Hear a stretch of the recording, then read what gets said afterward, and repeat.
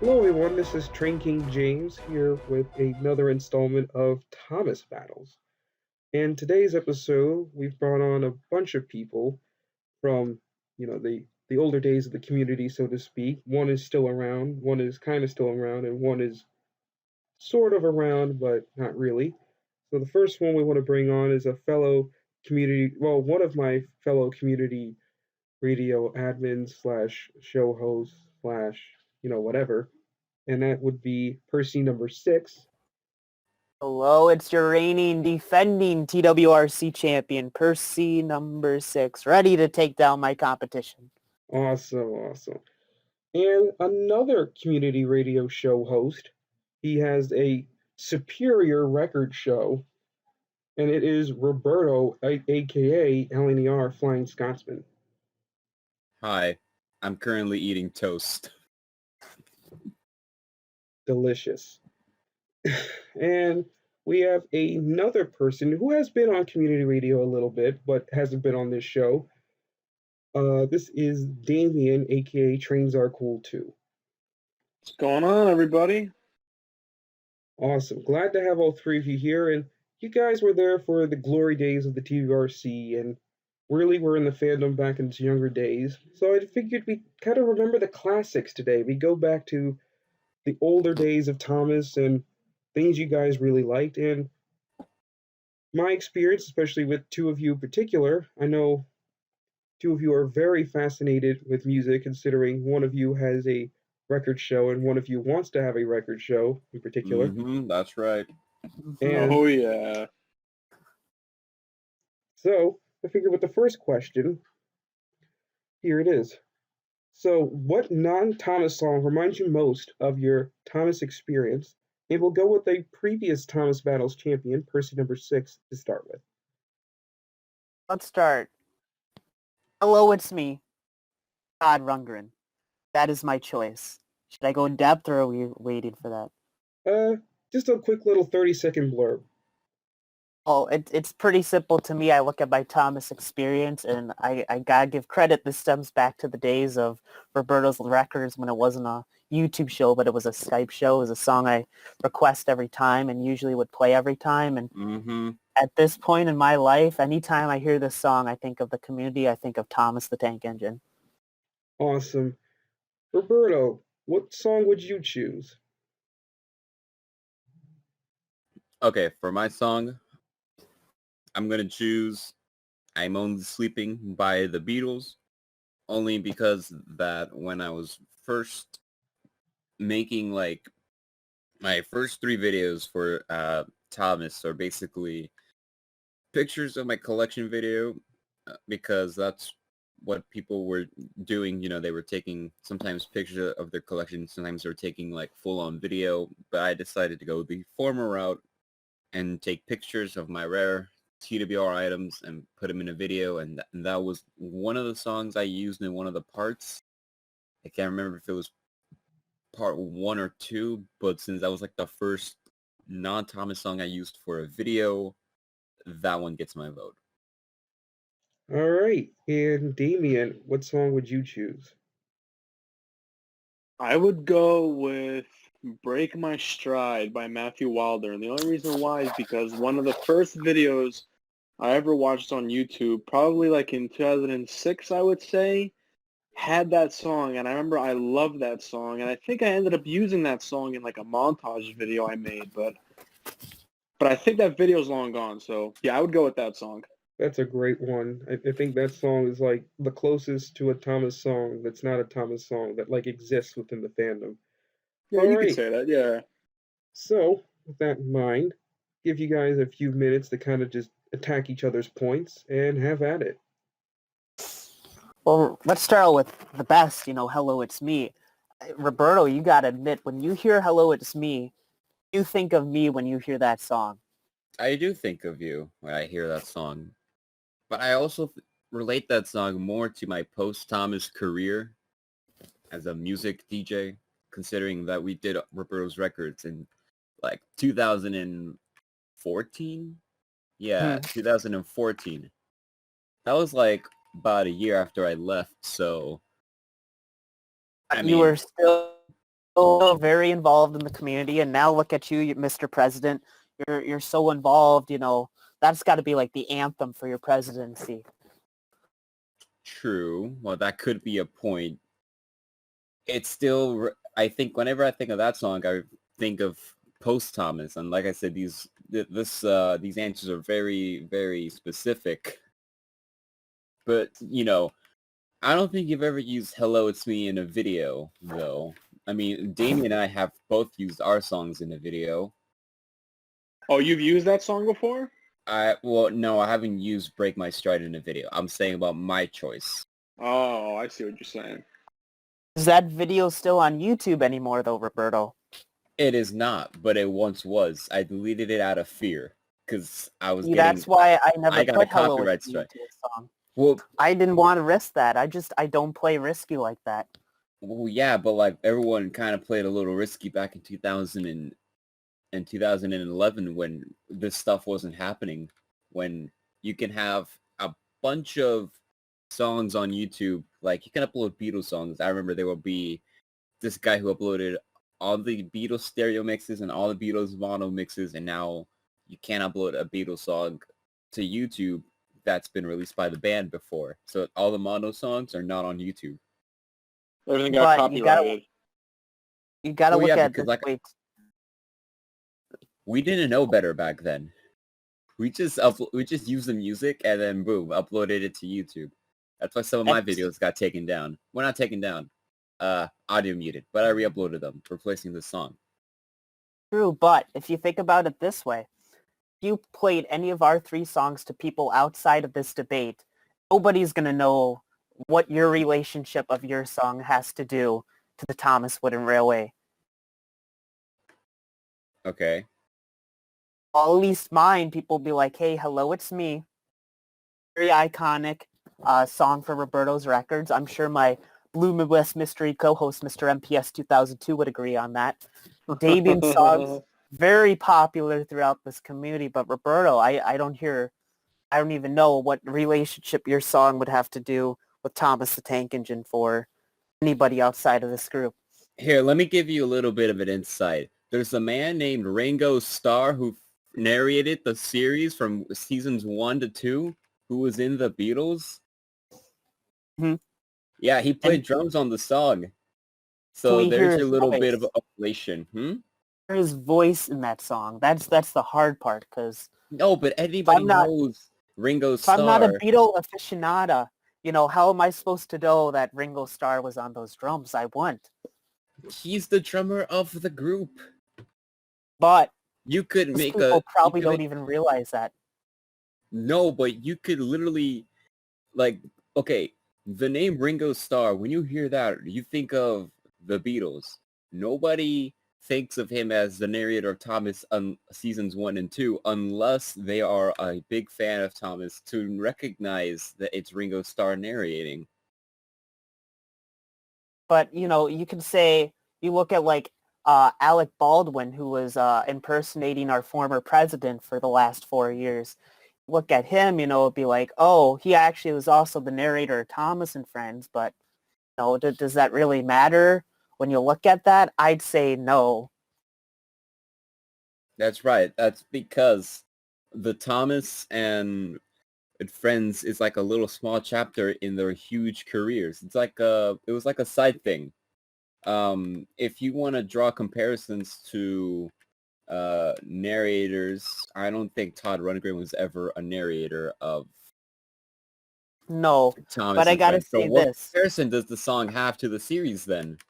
Every time, even to this day, when Hello It's Me is played on Roberto's Records on community radio, you talk about how iconic it is to the show and enlarge the Thomas Wooden Railway community. I don't think your song could be said about that. And I don't think Damien's song could be said about that for different reasons than what Damien argues. Because the reason Damien likes that song is different than why most of the people in this community like that song. But just saying, I've had more different people request Damien's song than your song. So you're only trying to prove a point for your own sake. Meanwhile, I don't even have the song on a 45. I just have it on a record. I can play it on the show still, but more people are in tune with Damien's song than your song. And like I said before, at least we've both used our selections in one of our videos in the past. I'd say Break My Stride. I don't think many people know why that's even a popular community song. It just is. Hello, It's Me. Truthfully, I don't think even know why either. I just think it's a great song. I'd say a lot of people in this community know why Hello, It's Me is a popular song because it was played all the time in Roberto's records in its heyday. Yeah, but only like maybe 10 people were in those calls, at the time. Now, if you want to look at the big scope of things, good luck. But let's say your song got played on community radio or my song got played on community radio on your own show, Roberto's Records, there'd be more of a story to Hello, It's Me than your song. You could say that, but then again, I could also say that it was in one of my early videos, and that'll make people, reminisce of, what would have that been like? What early video was that? Oh, I It's think just more sentimental to me for those reasons. And I was also at the time when I was discovering the Beatles, so discovering that song, instantly liking it, putting it on a video. I think if we went to your air checks and listened to the episode or one of the probably many episodes Hello, It's Me has been suggested, we could hear you talk about how great of a song it is and indirectly the impact it has on the Thomas Whitten Railway community at large, which is why Hello, It's Me has to be choice for this answer. I agree that it's a great song, but I don't think it has much of an impact on the community. I think if you compare apples to apples, my song has much more of an impact to this community than yours does, Roberto. Well, if you want to look at it that way, then Damien's song has the most impact. I was just about to say because it's like the oldest, not the oldest song, but it's been involved the longest. Yeah, so let me ask this: what makes you say your song's the best, Damien? I never said it was the best. It's true because we know Hello, It's Me is the best. Well, I don't know. I mean, I don't know. I just think it's a good song. It is a good song. I wouldn't say any of these songs we've chosen are bad. I will say the best song here to answer this question is Hello, It's Me. All right. Bias. I think I've heard everything I needed to hear. I think I did pick an answer, and I will go with Hello, It's Me with person number 6, with argument winning. I was leaning towards Break My Stride because I didn't hear enough reasons why it isn't until Damien said he didn't even think it was the best. So I was like, okay, so that knocked out that point. So it became I down just to disqualified my own point. yeah. So it came down to basically came down to Roberto and person number 6. So all right, moving on to the next question. Now, a lot of you guys, myself included, and many in our audience, grew up with the classic series, regardless of what seasons it was. So this is the early years, seasons 1 through 7, depending on how you look at it. And we all really, really loved that time. However, I'm asking you guys to reach in for an emotion that you guys didn't realize you had. What is, in your opinion, the worst part of the classic series? Damien, we'll start with you. Okay, cool. Season 1 is honestly kind of boring. Looking back on it, like, I understand, like, you're going to teach kids valuable lessons through the episodes and all that stuff, but I don't care about that. I want to see action. I want to see train crashes. I want to see more and more crazy stuff. I don't want no life lessons. I think the most boring, or like the worst part, I think maybe the episode where James breaks the coaches or whatever. Like that's boring. I don't care for that at all. So is your argument season 1 in general or that specific episode? I would say that specific episode, like the season 1's like still entertaining, but that episode I just don't care for. All right, so I think James that's just very learns boring. a lesson is the worst aspect of the classic series for Damien. Person number 6, we'll go to you next. Say this was the hardest question for me to come up with. I contemplated a lot of options here. The one I'm going to argue is the worst part of the classic series is the lack of movement in the mouths. Now, the reason I say that is despite the show originally coming out about 40 years ago now, most of us hold up. I think the biggest part that doesn't hold up for parents and potentially children of today would be the lack of movement in the face. You do see facial expressions, but the mouth's not moving. We've seen people complain about it on Amazon as a major knock on early series Thomas. All right, and that just leaves Roberto. Yeah, this is one of the questions that I think was the hardest to come up with an answer for. And I think my answer is going to be a little bit controversial. Michelangelo as a narrator, I don't like it as much as the other narrators. I do think that out of I consider there to be 4 original narrators, Ringo, George, Alec, and Michael. And his narrating style just doesn't fit with me. And the fact that he continued being as narrator for so long just makes it very, very difficult to watch some of the episodes that he narrates. All right, so we have James learns a lesson, the mouth's not moving, and Michael and jealous as our 3 worst aspects of the classic series. All right, have at it. I'll give you a few minutes, and let's get into it. Well, see, did they have the technology back then? Like, you know what I'm trying to say, to mix live action and, like, animation? Like, you know what I'm trying to say? Like, did they have that technology back then? No, I do not believe they did. However, you look at counterparts like Bob the Builder, they were able to get their faces moving, at least on the people, and the machines, they were able to move them enough to make it look like they were kind of talking. Okay, Right, but right, then right. again, Bob the Builder and Thomas were 2 Well, completely different how much styles. younger is Bob the Builder, though, too? Like, what year did Bob the Builder come out? Well, Bob the Builder, it was the late 90s when it first started coming out, so it was a little bit later, but classic series I mean, was that's still like almost running. like a 20-year, like, difference. Close to, no, that's like 16 years or something like that. Classic series was still running. What we consider the classic series to be, it was still running when Bob the Builder was out. And I mean, if you think about it, we didn't see changes of the mouths until they moved to CGI. You know, but I think they stuck with that just because that's what they were used to. Like, oh, don't change it, it works. You know, we have a fan base, don't change it, you know? Mm-hmm. But I'd say with like Roberto's arguing about Michelangelo's, the problem here is like minus, like, to me, the only memories I have Michelangelo's is the New Friends for Thomas VHS I had as a kid. I don't have any memories of him besides that. So really, you're taking out the entire American audience. Like, to me, Michelangelo's, it really doesn't matter if he was or wasn't the narrator. I never had him. Well, you could say it doesn't matter, but then again, you could watch any narration on YouTube now. You don't have to put region differences into this equation. Now, something I want to bring up about your point is that while Bob the Builder, and you're comparing Bob the Builder and Thomas, Bob the Builder was a stop motion, if I recall correctly. Mm-hmm. Therefore, that you're able to change the faces. Thomas, you turn on the film camera and the reels start rolling.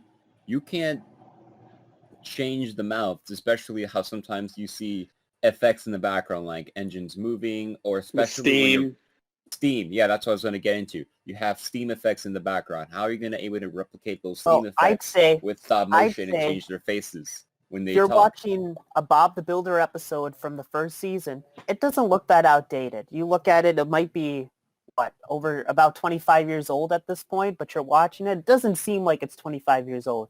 When you're watching classic series Thomas, you can see it's dated. You can tell this was made in the 80s. But doesn't that kind of make it special in a way?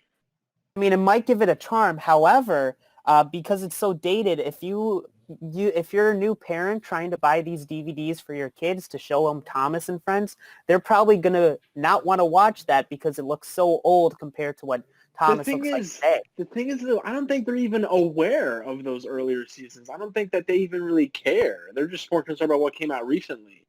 Oh, it hasn't. I haven't looked in a while, but there's been a lot of Amazon reviews where parents have bought old series Thomas without realizing it, and they were complaining about how terrible it looks, how the mouths don't move, how the faces... I wouldn't say it looks terrible, though. I mean, I don't get me wrong. I enjoyed classic series Thomas for what it was. However, the lack of movement of these faces, it just doesn't hold up in today's standards. But then again, this stuff was all coming mean, out before, earlier. I You mean, got do to you, take do into you, do effect. you, do you expect them to like remaster every single episode, like with facial features? Well, they didn't remaster every, but they did do The Adventure Begins about 5 years ago, and they took the same storylines from the early season 1 of Thomas and did it in a new way. One of the most popular things that new Thomas is released in the fandom. Everybody loves that special. Well, how about this? How about all the original footage? Wouldn't you need access to the original like reels and all that stuff? Doesn't who's the one guy that filmed everything? David Mitchell? Was that his name? David Midden. David. Well- Okay, isn't that guy like dead? Like, isn't his like footage like in like some storage facility somewhere? I don't think you could just easily access that stuff. Well, I mean, they probably wouldn't go and remake all the first however many seasons, first 12 seasons that they didn't have CGI.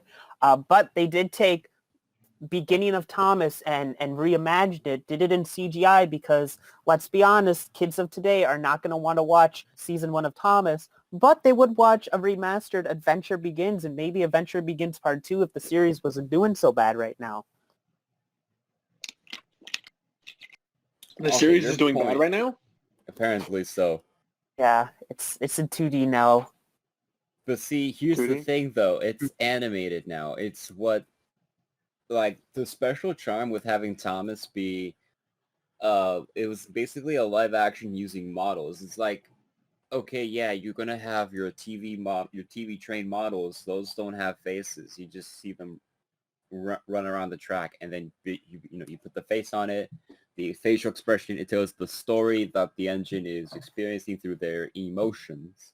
Well, there's that charm of how they made the old Thomas and how it was more models, and I think that worked great. I think the problem was the And faces. it was unique. It was unique because you would have all your TV cartoons and animated shows directed for children. They're all animated. I mean, this is something unique that you could only be done with action models. And then eventually when it became more viable to start animating Thomas in 3D, then that's when they added the moving faces. Like, you have to go back in time to when they first started CGI. I don't know when that was, but at the time, maybe seeing Thomas with a moving face was weird, but because you've obviously continued watching the show, whereas me and Damien have stopped watching the show beyond a certain season, it still looks I weird couldn't even to us. tell you what season I stopped watching it. I couldn't even tell you.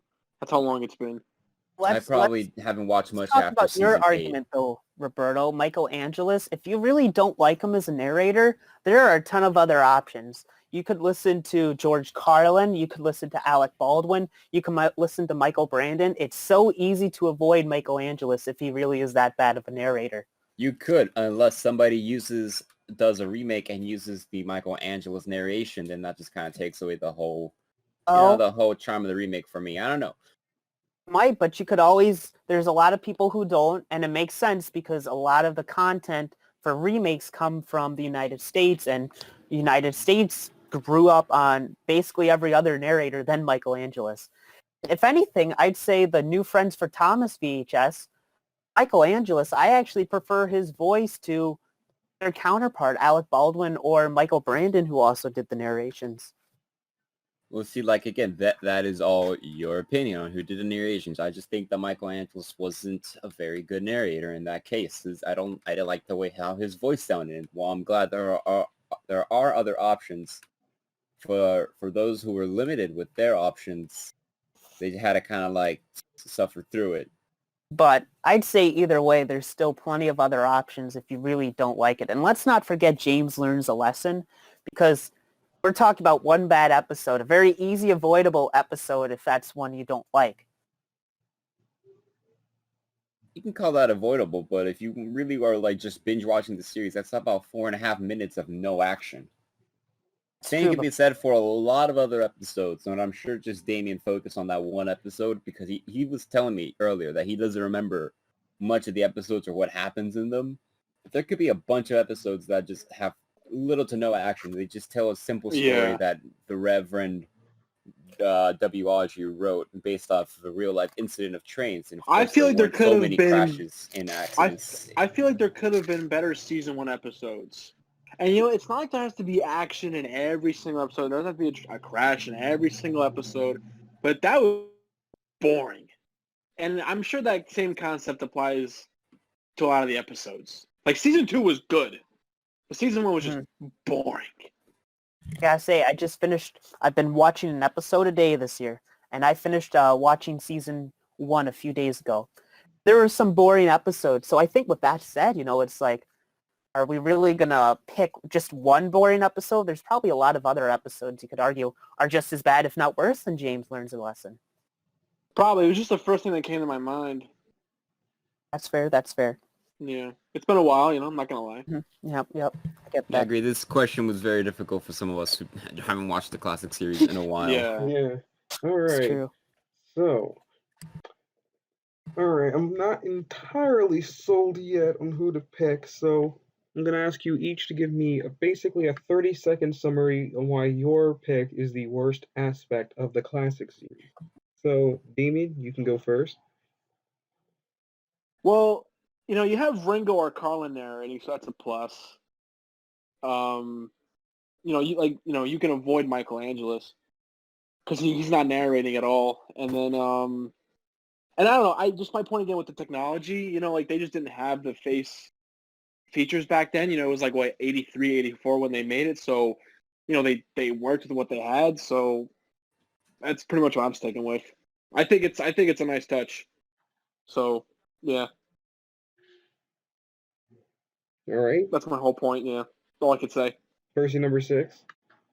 I'd say when you look at it, what really dates the classic series, it's not the models or any of that or the stories, it's the faces. And that's what gives a hard time for parents to want to go out and buy and show their kids the classic series just because it looks so dated. And I mean, when you're talking about Michelangelo, a guy who probably most of the people listening to barely listened, if at all, ever listened to him as a kid. And even if they did, it's very avoidable. You can listen to a lot of other narrators doing the same thing. And then we're talking about one episode, James Learns a Lesson of the classic series. I'd argue there's a lot worse episodes than James Learns a Lesson, which naturally means the worst aspect of the classic series has to be the lack of facial movement. All right, and that just leaves Roberto.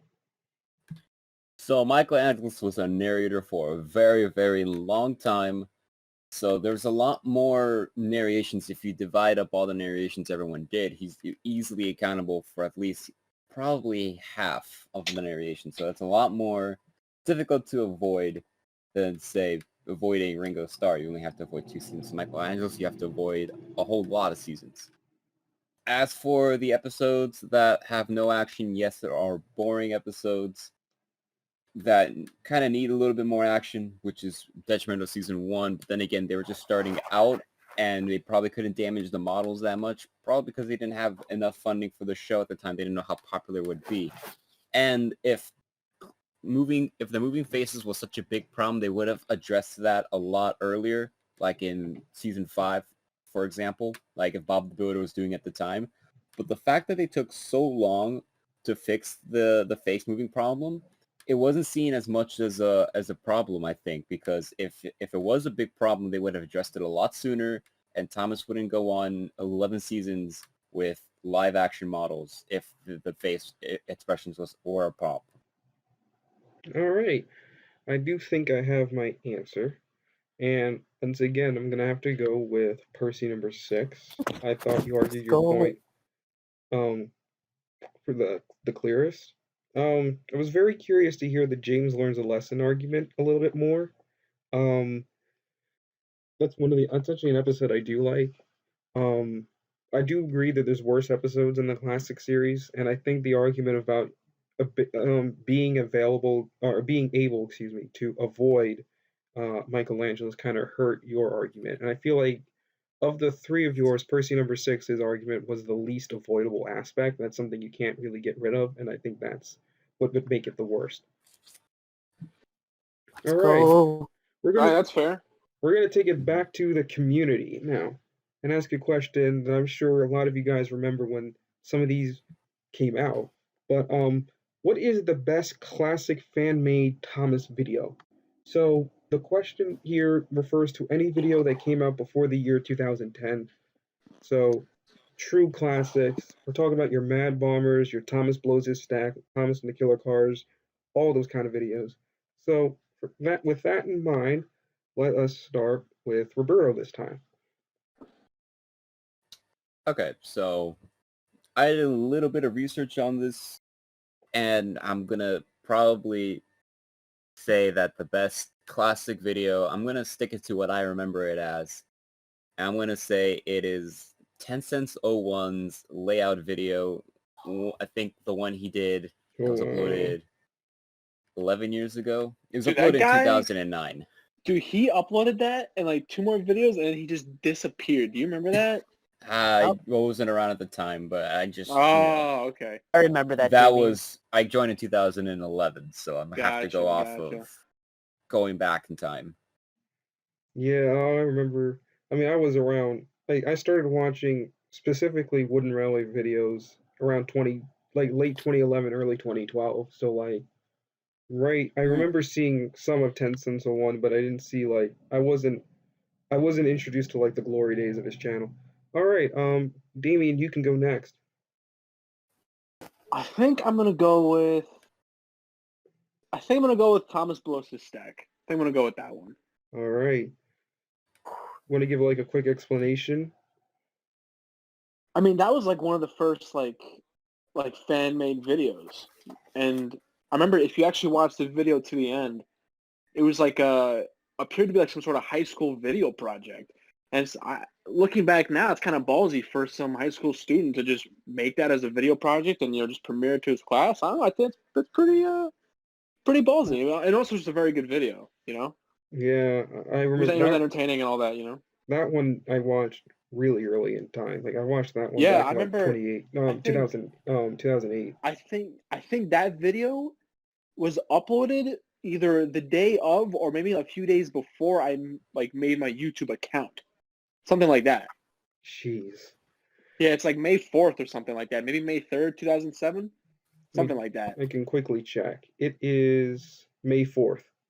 Wow, yep, that's the exact day I made my my account, yeah. All so right. I probably made my account and I watched that, so. Wow, that's incredible. Percy number 6, it's your turn. So every question you gave us, I came with a backup in case I had the same answer as someone, and I almost had to do it this round. And I do want to say what my backup is for this one. My backup was going to be my 92-93 lot by Trains Are Cool Too. Oh my god. It was going to be my backup. You know what's funny? I totally forgot I even made that video. I think it's a really iconic one, and a part of me wants to argue it, but I got to go with my first choice. Also by 10 cents a one, but a different video. Soder Chronicles Episode 2, The Origin of Derek. Now, this one, it originally came out just under a month before I joined the community, so it's even older than me in this Thomas community. It had String, one of the first people, maybe even the first person to use String in the video. It had a great storyline, one that I'd say, not only the storyline, but the filming of the video, if it came out in 2015, you would say it's a good video at the time. And honestly, if it came out today, I'd say this is still a good video and you see promise in this person. But it actually came out in 2008, which is crazy to think. Wow. Okay, these are some great videos. I have some fond memories of these. All right, 2 from one channel. We almost had one from someone in this call. I was actually wondering if that would happen. And we have the iconic Thomas Blows His Stack. All right, go at it.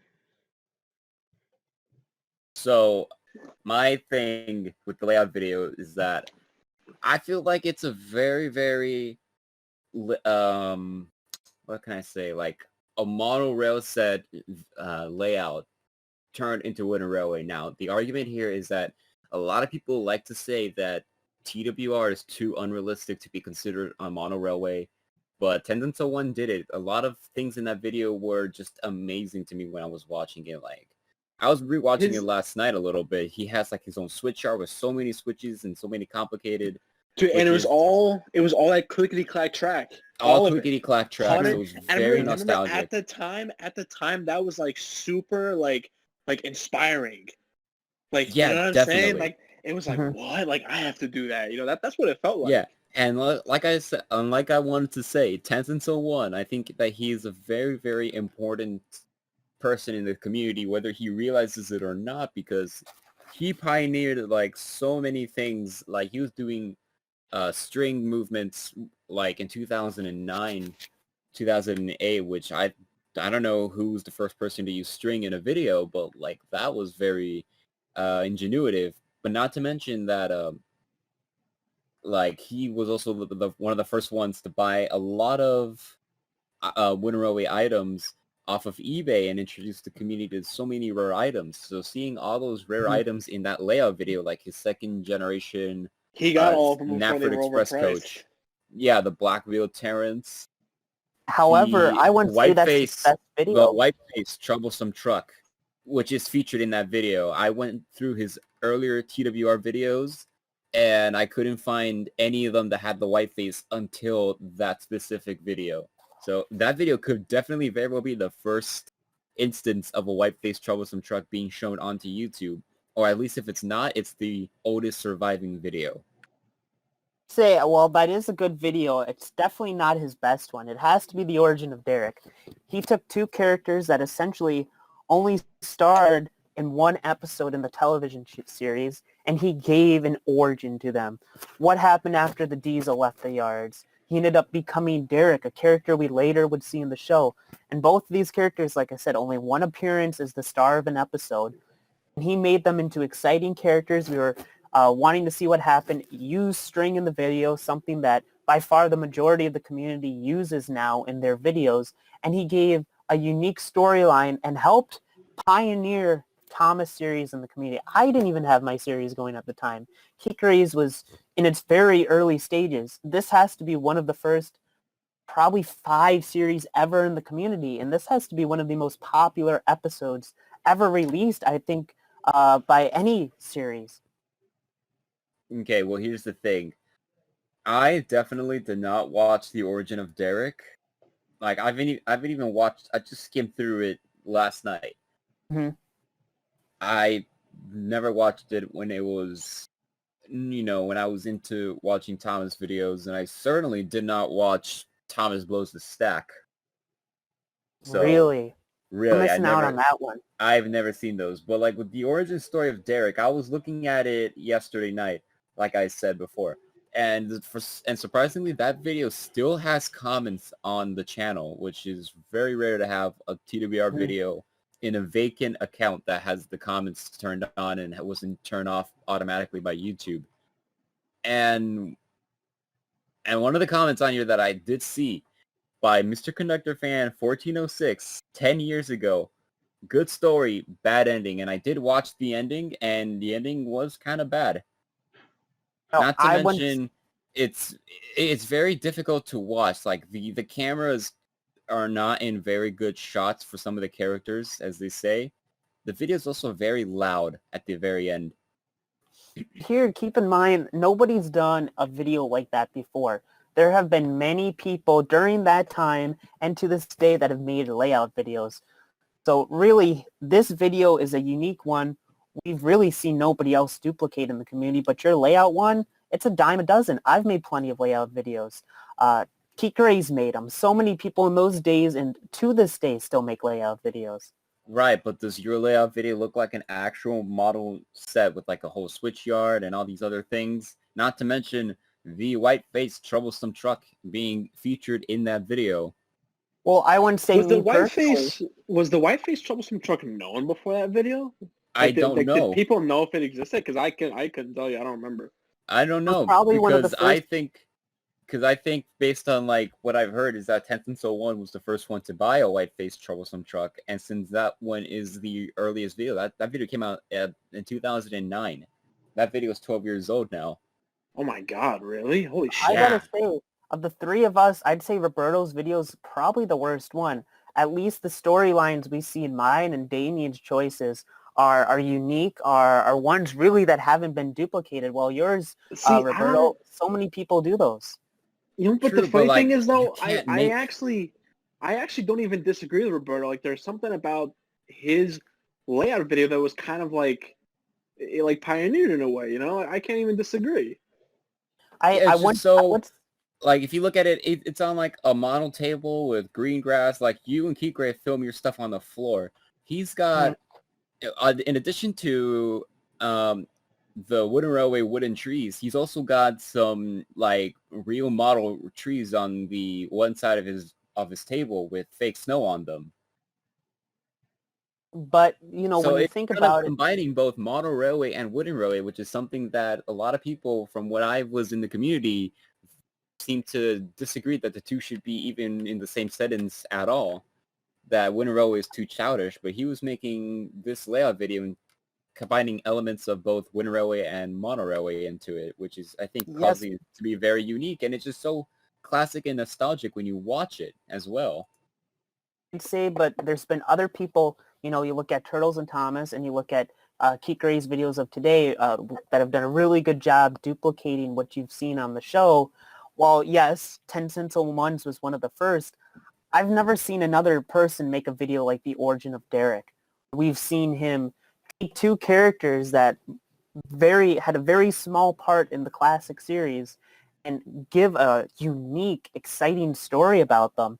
And to me as a kid watching that, it's like, this makes so much sense. And it gives much more reason to the origin and what they are as characters. You could say the equivalent to that is Enterprising Agent 93 giving origin and not necessarily origin, but like a backstory and a personality to a character like Bertram, who had no speaking roles in his series, and then he made him into like this character that speaks a lot. I don't know how often Proteus appeared in the series, even though it's like, I know it's like not in the classic series. It's in like the middle between CGI and classic. But he got a huge storyline, if I remember correctly. So it's not very difficult to create an origin based off these two characters that only appeared once. Was he the first to upload to YouTube? Sure, he could have been the first one, but it's not very difficult to create a personality and a backstory to some of these characters. Sure, but who else has done something the Diesel with Derek? Nobody really has, especially Derek. You never see Derek involved in these series, and he gave reason behind Derek. Well, I was going to involve Derek in my series. I don't know if I did or not, actually. But like I said, it's not very difficult to do something like Derek, and if you want to take a look at it, like I said, like, I know it's not very difficult to do a layout video, but there's just some sort of charm about that layout video in particular. Don't get me wrong, there's charm to that video. He also used in remakes as well, but like, you know, it's just kind of neat to see. Don't get me wrong, there's charm to that video. I've seen nobody do anything with Derek. I've seen people make layouts that look model railway-like, or that look like the island of Sodor. I haven't seen anybody make stories with Derek. Yeah, you've seen that now, but were they making that in 2009? I don't know, because a lot of these videos that, you know, pre-2010 videos, they're just not up on YouTube anymore. So, like, you know, we do have surviving elements, but like, considering that 10 Cents 01, yes, a lot of people have done layout videos that look like model railways in the harsh reality. The harsh reality is a lot of them are taken down due to embarrassment. That's the harsh reality of it. That too. But like, was 10 Cents, so were people doing that in 2009? I don't know. I will say, I'd like to hear a little bit more about Thomas Blows His Stack. I've heard a lot about 10 Cents 01, but I'd like to hear that one get entered in the conversation. I remember that remake or whatever being genuinely funny. Like, it wasn't like your typical like story. Like, I don't remember what character it was, but they turned evil or something like that, or I don't know. Yeah. And they actually had like voice acting, like a different voice actor for like every character or almost every character. I thought that was you know, unique and creative. You know, I don't think anybody had done that at that point. You know, that's like what 2007. I don't think anybody did that before then. That is true. That is very, very early for That was one of the earliest videos in the 2007. Thomas community. Definitely. Yeah, one of the earliest, yeah. You know, I don't know. I think I have my answer actually now. And I think with that right there, I think I gotta give it to Damien with Thomas Blows His Stack. I mean, it sounded like you two couldn't figure out a way to really knock it down. And really, the argument about how far ahead of its time to have voice acting and be composed the way it was for 2007. I mean, from in that time period, it was like editing was, it was basically you just I put clips I together. wouldn't be surprised if it was put together on like Windows Movie Maker back then. That's not a phenomenal software. And if that's the case, then that's a very good video. Yeah, I've used Movie Maker, and Movie Maker is a pain to work with for voice actors. And Yeah, it's absolutely garbage. yeah, so the fact that he made such a classic video that holds up decently well today, It's entertaining. It's great. So I gotta give it to Thomas Blows His Stack and Damien. This was a good argument. Damien, I was ready to get out the broom. Oh wait, and before we go to the next question, can I just ask, what was going to be your reasoning for my video? I'm just curious. Your video? I'd say my reasoning was, to me, is like for sure my favorite video viewers. One of the videos I look back on because it was such a rare lot that had items that were very hard to get at the time. You got them in a group, and I'm pretty sure you got them for a pretty good deal. Like, but like $50 or less. Man, it had to have been less. Yeah, I definitely think I spent $50. Got all these 93 items, which at the time were very hard to get. Not a lot of people sold them, and they were pretty pricey when they did. And you got them in a good lot at a good deal. You know what? I think I was the only person who bid on that listing too. I don't think anybody else bid on it. You know? Yeah, that was one of my favorite. I know Roberto had a very iconic lot that he paid for too. Oh, I remember that one. I was so jealous. That's probably my favorite lot I've seen purchased. Yeah. Cool. Yeah, if I had to answer this question, I would have said Mad Bomber, because that one was technically made back in it was released on YouTube in I think 2008 or 2009, but but it's even older, I think. Yeah, it's from 2000. So, I mean, that was that one aged really well. All right, so question 4. So we just talked about the best classic fan-made videos. We're going to take it back a little bit further and talk about really just the best piece of classic Thomas merch. Just has to be from the year before 2005. Doesn't have to be specific to Wooden Railway, but I imagine it probably will be for this round. So, in that case, start with person number 6 again for this one. All right. For me, what I did, I was like, what item, when I build layouts, what's the item I go to first? It's none other than the roundhouse. Roundhouse, where I put the roundhouse on my layout, the rest of the layout centers around that. That's the first thing I put down. Not only that, it's definitely even as bad as the Thomas Wood line is, they still had a version of the roundhouse released. The original roundhouse was around for 15 years before they updated it, or I should say before the line retired, and then they updated it. I mean, it is by far the best item. You look at people in the community, most people have a roundhouse because it's that important for their videos. All right. We'll go to Damien next. I think the best piece, or at least my favorite, is the original 92-93 Soderbergh Tugboat. And I think it's my favorite because I find it so simple, it just works. And I don't know who said this. Maybe R. Bofill said this. I'm not too sure though. But it's like you wouldn't even think. Let me finish. You wouldn't even think the Soderbergh Tugboat is a TWR item. Like it's just such a nice simple piece. Like there's just something about it. It has the black funnel or smokestack on it, whatever that's called. I just think it's a very nice, simple piece. And I feel like you can display it anywhere and it looks good, So that's my answer. All right, and that just leaves Roberto. Okay, before I get to my intro, I just want to piggyback on what Daniel's saying.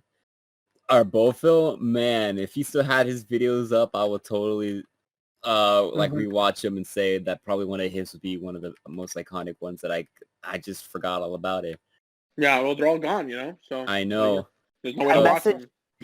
I gotta say, I messaged Roberto last night. Another video I almost went with was Sleplate's video, but I just... Dude, I totally forgot about that. Wow. Okay, so my item of choice, I'm gonna say, like, not the. I wouldn't say it's very well known or very highly regarded, but it's definitely one of my favorites, and I'm gonna have to go with the Sawmill dumping depot. Oh wow, nice. Nice. I always wanted that one when I was younger. Yeah. I remember seeing it in pamphlets, being like, "That's so cool." And then I think I bought mine for like $20.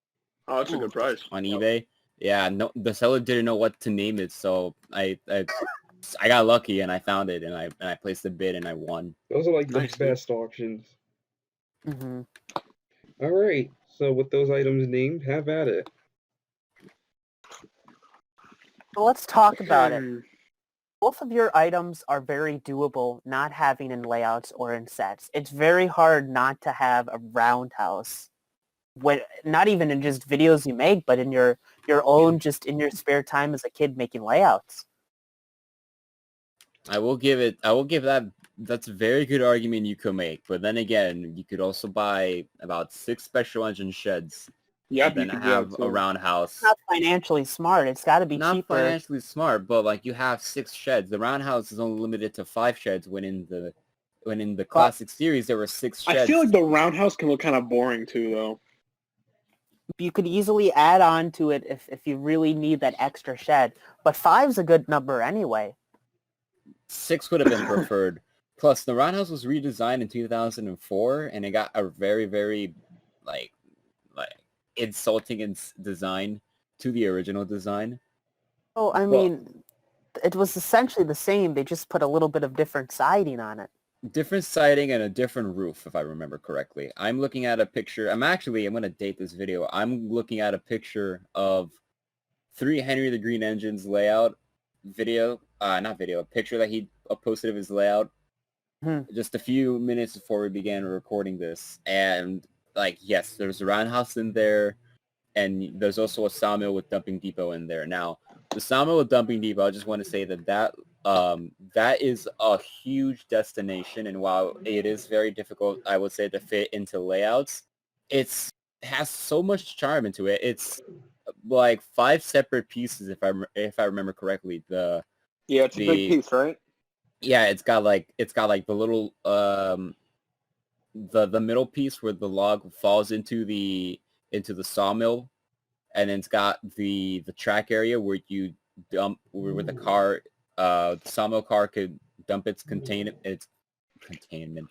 cargo or its log, and it's got the 2 roof pieces, and it's also like it's made for big layouts. Like you could put also a piece of track where the sawmill is and have the sawmill logs split into 2 and be put into 2 log cars.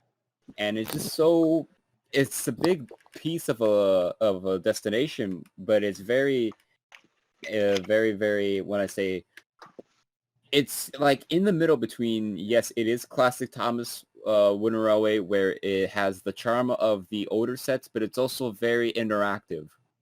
Just like most of the other destinations that came out afterwards, like the clock tower with the moving hands on the clock, and the what's another destination that's very interactive as well. I'm trying to think. For some reason, I can only think of Roast Castle Bridge just because of the Quarry Mine Tunnel with the door. But the I'd door say and the exclusive siding. Well, I don't know. I feel like the roundhouse could just get boring, too. All you can really do is just put your engines in there and then fucking shut the door. Oh, I mean, it's like us. Every night, what do? We go to a bed and sleep. The engines, they go to their sheds and sleep at night. It's such an important part of the layout. Those, the useful engine shed and the work shed, you can double them as You can only do that with two one, of them. and it's a lot more expensive to buy 5, 6 of those than it would be to buy one roundhouse. Now, I don't know about that though, because maybe if I were to price it, these special engine sheds could be about $10, I think. And let's talk about And the then you get 6 popularity. versus the roundhouse would be like, I don't know, like what, $70? Well, I mean, look Don't at it forget this. tax. Don't forget tax. Like look at the difference between like you and me, Roberto. Yours was only out for 5 years. Mine was out for 15 years before they redesigned it. Yours wasn't even redesigned. They just called it quits after that because it wasn't that popular. It wasn't that popular, but that also is what makes it very more valuable to anyone who wants to collect wooden railway. Like, how often do you see a sawmill dumping depot for sale? Not very often. You can see a roundhouse for sale because it sold well, yes, and it was also kept in production Well, for so also, many years. I feel like why would they discontinue the roundhouse? You know? Exactly, because it's the best in terms of a classic piece of merch. It's the best because you need a roundhouse for anything you want to do. But Just the like roundhouse is boring, though. Like, you know what I'm trying to say? All you can do is open and close the doors on the roundhouse. With the sawmill And, with dumping depot, and here's the thing. you If have you don't two things you can do with it. No, here's the thing. If you don't have the turntable, the roundhouse is useless. if anything, that makes it easier because then you only need to connect it to one track. The turntable can make it hard because then you have all these pieces that go out, which if you wanted exciting... But that makes things more fun, though, with the turntable. Exactly. So, one time I tried making a layout without the turntable and the roundhouse with the little 5-way switch. It didn't turn out very well because nothing led, It's just not the same. It wasn't the same. You need both of those things, and the roundhouse did not come with both of those things.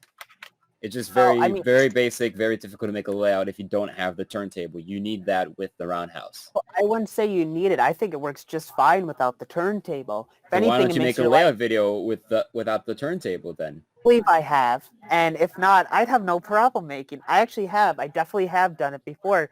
It's a lot easier with sets, not to have all these lines going out.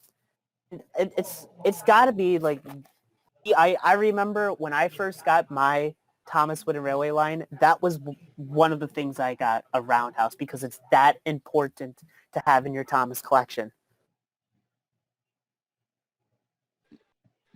Meanwhile, we look at the Soder Bay Tugboat. That was only released for a few years, and after that, there's only one way you could get it. And let's be honest, if you were getting a day at the work set, it wasn't because of the Soder Bay Tugboat. No, but you know what's cool? What you could do with the Soder Bay Tugboat, and correct me if I'm wrong. I don't know if this is true, but I could have sworn that either the Soder Bay Tugboat or the Soder Bay Barge, when they were released, they came with like a string or rubber band type of thing that you can connect the two together because they both have those knobs on the end. And so the Soder Bay Tugboat could like tow the Soder Bay Barge. They were gonna do that. Cool. They were going They to were do gonna that. do that. They never did it. That, right. You can just use Right. a So rubber band. But you could see exactly. You could still go get like some string or rubber band somewhere, and like you could still do it. That's cool as shit. What other TWR item could you do that with? But think of it this way: I don't think so. Any other item. It's hard though. Where are you going to put the Soder Bay Tugboat on a layout?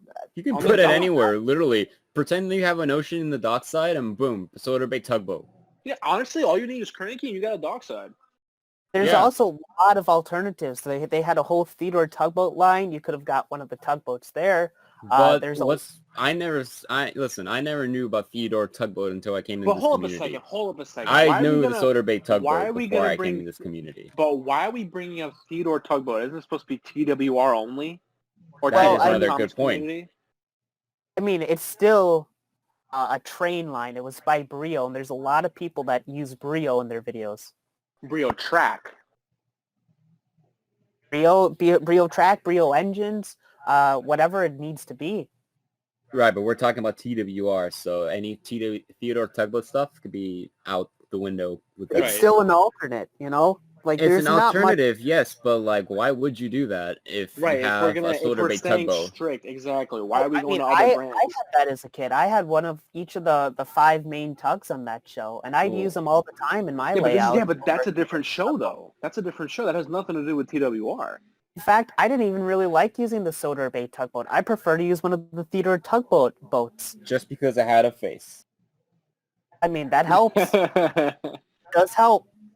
I don't know. The Soda Bay Tugboat is like a nice, cute piece, I guess. Like I said, you could put it anywhere. You could even, let's say, even you take it out of a layout, you could display it on a shelf or a cabinet, and it just looks nice. Nobody would even suspect it's a TW item.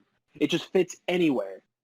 You could easily do your collection and your layout without a Soda Bay Tugboat. But with the Roundhouse, I mean, this of the three we have here, it's basically impossible to have a true layout without a Roundhouse. Well, So, that is a valid point. But here's the thing, though. So should every set come with a Roundhouse then? Back then? Well, think of it this way too. Did that James Goes Buzz Buzz set, that limited release set, did that need a Roundhouse? That's technically a layout. It's just a small one. The biggest set they had, it was not called the Sawmill and Dumping Depot set. It wasn't called the Soda Bay Tugboat set. It was called the Roundhouse set. That was basically just taking every single item that came out in 1996 and putting it together. You had the Roundhouse, you got Cody, Cody, Circus Train, D199, Soda Milk Coach, you got those elevation risers, whatever those are called. Yeah, you got the stacking overhead railway. You got the work shed. That was basically called just the Roundhouse set. That's what people were buying for. Because everything was put together in 1996. The Roundhouse in the center of it. People were buying it for everything. That's it. Not just the Roundhouse. There's a lot of cool. Okay, listen. Whenever I make a when I used to make a layout, I should say, I would just place a Roundhouse, and after that, I just didn't care about it. I wasn't really using it. I didn't give a shit. I wanted to just do cooler things with my layout. Place the Roundhouse because it was an important part to the set. It was integral to the set. But after I placed it, I didn't give a shit. It could have just been on the side. I just neglected it because I didn't care. I was more just about all the other cool, interesting stuff. Right, like the Sawmill Dumping Depot. Like, right, how can you incorporate that into your layout? Depot. That takes a lot of ingenuity, and also, like I mentioned before, it's interactive. The Roundhouse, all you can do is shut the doors and put the engines to sleep. Sawmill Dumping Depot, you take the log, you dump it, and they actually have a mechanic so like the car doesn't fall with the log. You dump the log, and then you split the log in two, and then you have two engines to collect the log at the end of it, and then you can be on your way. And there's also the whole log loader. You can have like a whole lumber yard with those two integral items to your set. And the Sawmill Dumping Depot, with its size, it makes it a really cool big destination that it is very, very, I say, it shows how skilled you are building layouts if you're able to incorporate that into a layout. Here's the thing, with the Roundhouse and a layout as well. With the Roundhouse and a layout, let's say if you're done using James, like you want to just do something else with a different character, you go put James in the Roundhouse because at the moment you don't care about James. You want to go use the Flying Scotsman or Soda Railway Repair, or you want to go use Neil. I don't give a fuck about James, so I'm going to put him in the Roundhouse. Think of it this way. Everybody that does their series they have on YouTube, so many of them, they start at a Roundhouse because that's where all the engines meet. That's where they end their day. That's where they start their day, the Roundhouse. And if you don't have that, that is by far... Technically, the engineer or the conductor puts them in the Roundhouse. It's not their choice. Oh, but why do they get put there? Because they need to be put away, just like us at night when we need to be put away. We go into our beds. They go into their sheds. The special engine shed. Okay. You can make do without a Roundhouse. All right. No, so do without yours. It's pretty even right now, so I think I'll have you guys just do a quick closing statement on all of your items, starting with Damien again. I think that's what I started with. I don't know, like simplicity works, and I don't know. I mean, the Sawmill Log Depot thing is cool because that's a cool destination, but in the Roundhouse, it's just boring. Like I say, whenever you don't want to use a specific item or train, whatever, you just put in the Roundhouse, you just put it away for a while because you don't want to think about it, you don't care. But I don't know, the tugboat, like I said, you could place it anywhere, not even on a layout, but anywhere, and it just fits wherever you put it. And it has that cool little feature with the barge. So, all right, that's my point. And Percy number 6 with the Roundhouse. Roundhouse is by far the most important item. Why? Every time we make a layout, what do we start with? We have to start with the roundhouse because everything else revolves around the roundhouse. Besides the fact that, unlike the other two items, it has a set named after it, you look at the Bay Tugboat, you can easily do without that in your collection. It doesn't really add or take away by your story by having or not having. And while the Sawmill dumping depot is nice, it was only out for 5 years. Not many people have it for a reason because it wasn't that popular. What is popular? The roundhouse set. That even as bad of a line as Thomas Wood is, still has a version to this day because it's that important for people's sets. All right, and the Sawmill with Dumping Depot and Roberto. Sawmill Dumping Depot, huge destination. It takes a very, very skilled layout builder to find where you can put that in your layouts. And it honestly makes for a huge layout. Many twists and turns with it. You can do like 3 separate pieces of track going through the layout. And it's also interactive. It's in the middle between classic wooden railway and then the whole interactive where you have to do something with your toys other than just making a cute design. Bay Tugboat is nice, but you can easily see that it's not wooden railway. And the roundhouse, kind of boring. Yeah, you can start with the roundhouse, but afterwards, like, you have to build other pieces of your island. You can just start with the roundhouse and be done with it. That's it. Like, if anything, the turntable is what gives the roundhouse the character. The roundhouse is just sort of there to fill out the other 5 pieces of the other side of the turntable. That's it. Sawmill Dumping Depot, very cool item, very interactive, and very sought after out of the community collectors out there. Oh man, this is hard. These are 3 great items. One of you actually named one of my own personal favorite items, and I'm trying not to be biased. With the arguments given, I'm gonna have to go with the Sawmill and Roberto. The roundhouse, the biggest thing that knocked out the roundhouse argument is how replaceable it was, because you could make special engine sheds your roundhouse and other things. So that left the tugboat and the Sawmill. And as I thought about it more and more, oh, just knocked over something. I'll probably cut that out. As I think about it more and more, I'd have to go with the Sawmill. I thought Roberto had a slightly better argument for it. I see how it is, bro. Woo! I gave you the last one. I'm just kidding. All right. So this final question is a simple hypothetical.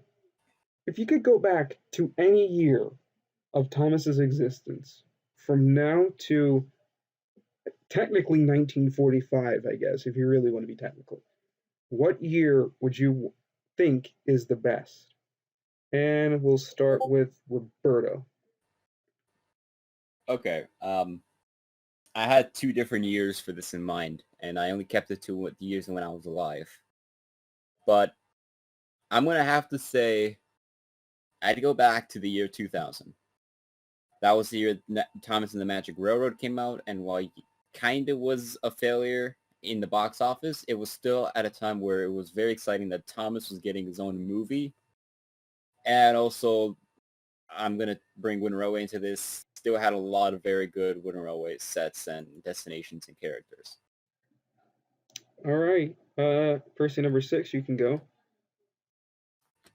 I was worried this one would potentially be taken by Roberto, but I'm glad he didn't. 1998. There's a lot of great things that happen. We'll start out with the top of the pyramid, the show. Season 5, that's when it premiered. A lot of people would argue it's their favorite series of favorite season of the classic series. It's that good. And beyond that, the 3 lines, Wooden Railway had some of its best items still available at the time. You could still get the express coach. You could still get the troublesome truck, 2 of the most valuable items in today's mind for the collectors. Plus, every character minus Trevor were available to be purchased. Turtle was still running and it was doing great, and so was the Tomy line. All right, and then Damien.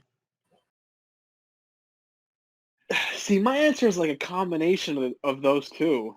I mean, I'd probably like maybe like the late '90s into the 2000s. If I can go back to that, that'd be great, you know. But it's like for the same reasons, like the items that were out and you know the VHS tapes coming out, and you know I remember like going to the library with my mom and just renting VHS tapes that I didn't have just to watch them.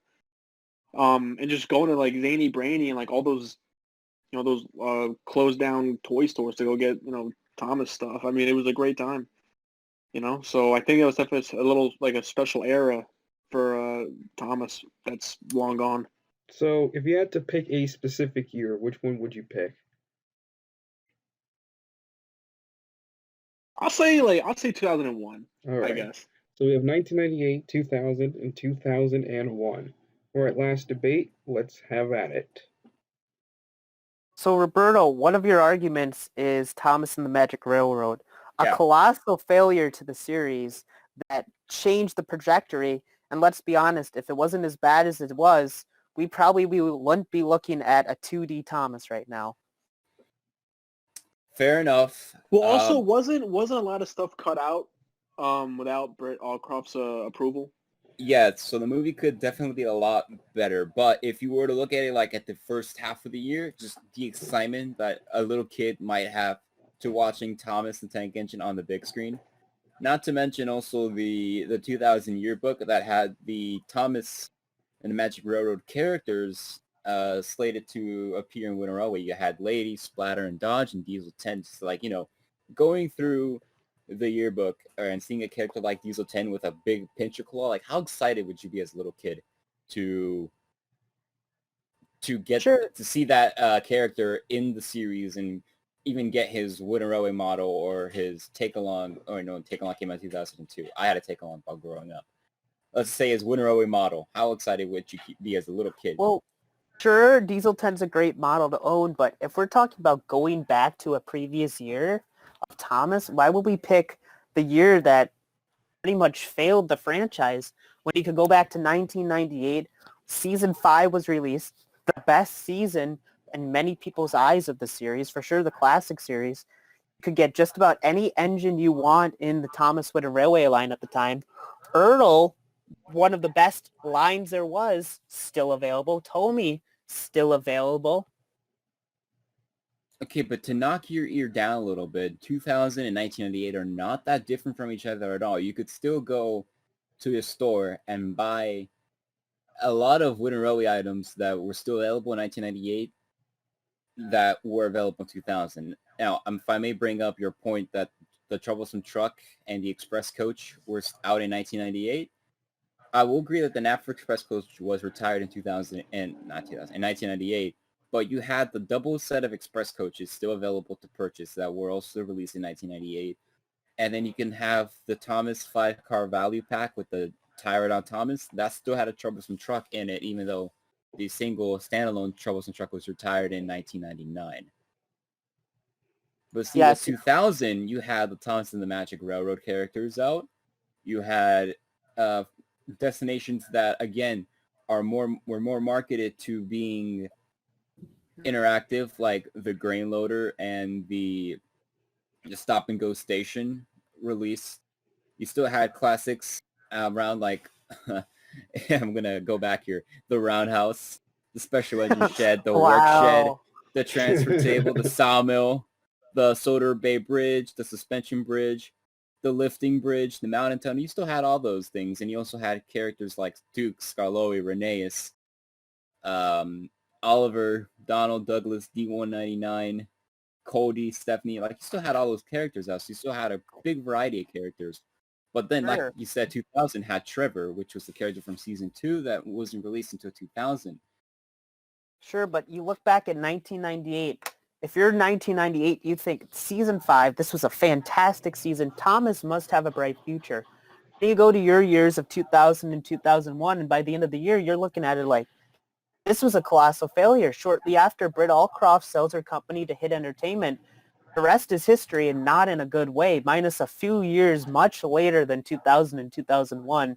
And like 15 years later, the show was doing all right. But now, because of that move, because of how bad Thomas and the Magic Railroad was, the series is worse off. But in 1998, that didn't happen, and there was still hope that this franchise could become so much better than what it ultimately did in 2000.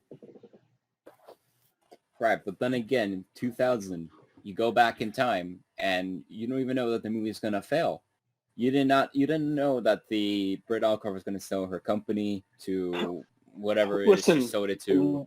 when I was 5 years old, do you think I realized that movie was a pile of shit? Oh, No. here's the thing. See, We're that's going. true. It's back to my point where, as a little kid, you don't care the movie's gonna suck. You're just gonna see Thomas on this big You don't screen. realize if it's gonna be shit, you know? But we go back in time, and now with today's knowledge, we're like, that was so bad. I mean, Mr. Conductor fan, you brought him up earlier, Roberto. He remade that movie, and he had to do it completely different because of how bad it was originally. Meanwhile, when you see people do season 5 episodes, they don't remake them, or they don't redo them. They remake them because they were so good. They keep it and just do it in their own way. Okay, but you barely see season 5 remakes at all. They mainly keep it as season 1, 2, 3, 4. Season 5 was the first season that did not have any railway series connection to the storyline and plots whatsoever. A lot of people I see, they don't remake season 5 episodes. I don't think I've seen, I haven't made one. I don't think I've seen Damien make one. I don't think I've seen even you remake a season 5 Well, episode. I am not a remake channel. If we had Roman here, he's a remake channel. He could tell us about this. Fortunately, we do not have Roman here, though. But you have made remakes in the past before. I have, and I've done it on the early series, including season 5. I have not seen one. I could be wrong. But here's something that came out in 2000 that was so, new and exciting, even though it led to the demise of Clickety Clack Track. But like back then, we're not going to know that this stuff is going to happen. We're just reminiscing of a certain year. Battery-powered items came out in 2000. Now that was exciting because you can buy a battery-powered Thomas or a battery-powered Percy, get a piece of track included, and get either a milk tanker or a soda fuel car. That's how I got my soda fuel car. I got it with a battery-powered Percy that I lost. The only Wind Railway item that I truly did lose is my battery-powered Percy. But I also had a battery-powered Thomas as well. How But like you exciting. brought up, these were so bad that 2 years later, they completely redid the battery power line. Let's not forget, 1998 was also the last year of 2 very iconic items that I know I wish I had, and I think a lot of other people, if they don't have them, wish they did. Ellsbridge Station and Platform. I mean, how do you beat those? Easy. You buy a Knapford station. Which was available in 1998, but it was not available in 2000. So if you're living in 2000, you could not purchase it. No, but you had the equivalent fire station that you could repurpose as a station. I know I used it as a station in my series. You just said how great Natford was. Yeah, Knapford is pretty great, but I'll just demise your point of Ellsbridge. Ellsbridge, Natford. Let's not forget about Ada, Jane, and Mabel. They were available at this time. Fairly highly coveted items for collectors today. True, but also you can probably go into the store and still buy them on the shelf in 2000. It's not like 1999 ended and then all the stores were like, well, let's take down these items. Well, I mean, if you're going to go back in a year, there's a ton of Thomas Wooden Railway items you could go out and purchase this year that today people would say are rare. Sodor Mail Coach, that was still available at this time. So it was in the Roundhouse set. But you would have to buy an entire set that was a lot more expensive than buying the $10 or $15 it was to get a Sodor Mail Coach. Right, but then again, in the set, you got so many other items in it as well. If you're starting out and you buy the Roundhouse set, that's a pretty good set to start out with. Just say, there he is. There solves your problem of getting a Sodor Mail Coach as well. It's also a very expensive one. Or if you're going to buy it for essentially that item, that's tough. Yeah, but here's the thing. You're not going to buy it essentially for that item in 2000. People probably didn't know what a Sodor Mail Coach was. It wasn't until a lot later that you would go buy a Sodor Mail Coach in 2000. Or It was a lot later that people realized what sort of milk coaches were worth at the time. Now let's go to 2001 for a second and see. Now there's not that many indicators that 2001 was a bad year per se. There were a lot of good things coming out, but 2000... A lot of my opinion comes from personal experiences. I would say it's that memories like with my mom, with my grandma, with my dad, going to the store, going to the mall, going to Zany Brainy, going to KB Toys, going to Toys R Us. And just, it's a lot of personal like emotion that I'm kind of basing my opinion off of. I agree, making it very hard to argue against it, but I'm just telling you, 2000 was also pretty much the same thing for me as well. Even though it was only like 2 at the time, I still remember going into toy stores and seeing all these sets out there. And if I can go back in time to 2000, I think it would be like right in the middle of those 2 years, 1998 and 2001. It's like kind of like right in the middle. So it's like the best of both of those years. You can still go out there and buy all this stuff that retired the year before. And if you go in there with the knowledge that you have now, you can easily pick up a lot of valuable items that would become a lot valuable in a the few only years' difference time. is my year's the only year you can get an item like Henry's Tunnel, an item I almost argued a couple questions ago is my favorite or is the best item there was. Because, I mean, that's another very iconic piece that a lot of people, if they don't have it, they wish they had a Henry's Tunnel. Now, when did you argue about Henry's Tunnel? I didn't. Before. I said what you almost did. Okay. I almost did. Yeah. Okay, but also, like I said, it retired in 1999. You probably could still go back to January 1st of the year 2000 and pick up a Henry's Tunnel if your store carried it. Would it be a little bit more difficult? Yes, it would be, but it wouldn't be impossible. Impossible. Let's also talk about one of the rarest sets there is. Percy Takes the Plunge. Of the three of us, my year is the only year you could purchase that set. All right, there it is. I didn't see That it. is a pretty rare but set. That is a pretty rare set. It is a pretty rare set. Out Henry and Thomas and Bertie's Great Race, 2 other very rare sets. 1998 had it all. 1998 might have had that, but 1998 did not have the lift and load set, which is one of the sets that I desperately wanted as a little kid. You also had a lot of set expansions that you could incorporate into sets that you might already have and then, expand them. I remember doing that with one of the sets, I had the figure 8 expansion set. That was pretty neat. All right, I have my answer. One thing very quickly. So you just brought up the lift and load set as a great set to argue your point, but the lift and load set came out in 2001, not 2000. You fucked up. Oh no. So, unfortunately, I had to fact check it just to be true. I've been kind of fact checking a couple of things, and yeah, that's something that can't help your argument. I'm gonna give this one to Percy number 6 for the win. There we go.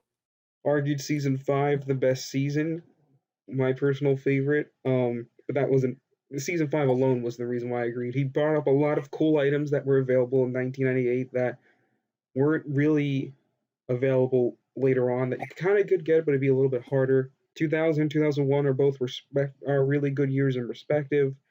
You can argue feelings about Magic Railroad, but I think 1998 was the best argued year. So in that case, that would make Percy number 6 the winner of this round of Thomas battles, and he will move on to the semifinals when we eventually get there. There we go. There we go. Thank you all. All right, fair fight. Good game. I Good enjoyed argument. it. Very fun, you You know guys. what? Sweat. That's all that matters. You know, I don't never speak to me again, dude. I can't do it. It's been nice knowing you, Damien. Yeah, it was nice knowing you too, dude. Take care. All right, does anybody have any plugs or anything they'd like to say before we wrap up this episode? I guess me, you can follow me on Twitter at Percy number 6. Check out my channel, Percy number 6. And I'm sure more Blue Midwest Mysteries and Percy's Ever-Present Past on this channel too. I don't have any social media. Sorry. I can Just check attest out to his that. old channel. Check out his old channel. Yeah, You could do that. Yeah. If you want some pre-2010 content, check out that channel. You can check out that Right. 92, 93 lot I was telling you about. Flex it. Like, oh, you know what? If you would have said, if James would have said that the thing, if you could say like pre-2012 instead of pre-2010, I would definitely would have picked that your big video, of all your original items that you that you collected over the years. Yeah. That's crazy, yeah. All those Yeah, videos. even those stacking risers that had the designs on them, I remember you bought that lot and you just bought enough to do the whole 100-piece set with the correct amount of stacking risers. Yeah, I did. Yeah, that was pretty cool. Crazy. Yeah. Yeah, I remember you had to everything leave just the sits call. in my attic now. I remember you had to leave the call to like concentrate on bidding on that item. Really? Yeah, I remember that. Dude, I can't believe you remember that. I have absolutely no recollection of that. That just kind of came to my mind right now. Like, oh yeah, he left the call to concentrate bidding for like the last submitted, and then he came back like, guys, I won. Do you remember how much I paid? Not really. Maybe like around the $20 mark, I want to say. Okay, that's cheap. Yeah, that's a good price. My plug, Roberto's Records. You can check that out whenever I do an episode next. Follow me on Twitter, LNERFlyingScotsman, because that's where I usually do a whole lot of tweeting about our upcoming Roberto's Records. And then subscribe to the channel, because if you check one day randomly, you'll see that we're live, and it'll be my show. And we'll be playing music until YouTube takes me down. All right, then. This has been Thomas Battles with Damien, a.k.a. Trains Are Cool Too, LNERFlyingScotsman, a.k.a. Roberto, and Percy number 6. And I'm your host, TrainKing James, signing off. And have a nice day, everyone. And I just gotta say, with all this classic talk we've had, the passage of time is so crazy. Oh, I know. I can't believe it myself.